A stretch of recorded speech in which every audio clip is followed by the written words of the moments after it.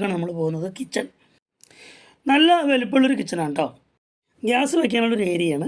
L ഷേപ്പിലുള്ളതാണ് കേട്ടോ. അതിൻ്റെ അടിയിൽ തന്നെ കുറേ ഷെൽഫുകളുണ്ട്. അതുപോലെ മുകളിൽ നമുക്കൊരു കുറേ ഷെൽഫുകൾ കാണാം. ബർത്ത് ഉണ്ട് അതിന് മുകളിൽ നമുക്ക് സാധനങ്ങൾ അടുക്കി വയ്ക്കാൻ പറ്റുന്ന ഒരുപാട് സ്പേസുള്ളൊരു കിച്ചണാണ് കേട്ടോ. നല്ലൊരു വാഷ് ബേസിൻ നമുക്കിവിടെ സെറ്റ് ചെയ്ത് വെച്ചിട്ടുണ്ട്. നല്ലൊരു പാത്രങ്ങളൊക്കെ തൂക്കിയിടാൻ പറ്റുന്ന ഒരു സ്റ്റാൻഡും വെക്കാനുള്ളൊരു ഏരിയയാണ്. ഇത് നമുക്ക് പ്രധാനപ്പെട്ട ഒരു കാര്യമാണ് കേട്ടോ. വിറകടുപ്പ് ഒരു പഴയ മോഡൽ ചിമ്മിനി വിറകടുപ്പാണ്. അതുപോലെ തന്നെ പാത്രങ്ങളൊക്കെ അടുക്കി വയ്ക്കാൻ പറ്റുന്ന നല്ലൊരു ഷെൽഫ് നമുക്കിവിടെ ഉണ്ട് കേട്ടോ. ഇനി വർക്ക് ഏരിയയിലേക്കാണ് പോകുന്നത്. വർക്ക് ഏരിയ അത്യാവശ്യം വലുപ്പമുള്ളൊരു വർക്ക് ഏരിയ തന്നെയാണ് കേട്ടോ. ഇത് വാഷിംഗ് മെഷീൻ ഏരിയയാണ് കേട്ടോ. വർക്ക് ഏരിയയോട് ചേർന്ന് തന്നെ നമുക്കൊരു കോമൺ ടോയ്ലറ്റ് ഉണ്ട് കേട്ടോ. ഇന്ത്യൻ സ്റ്റൈൽ ക്ലോസറ്റാണ് ഇവിടെ സെറ്റ് ചെയ്ത് വെച്ചിരിക്കുന്നത്. ലിവിങ് ഏരിയയിൽ നിന്ന് നമുക്ക് അപ്സ്റ്റെയറിലേക്ക് പോലുള്ള കോണിപ്പടികളുണ്ട് കേട്ടോ. നമുക്ക് മുകളിലൊക്കെ ഒന്ന് പോയിട്ട് വരാം.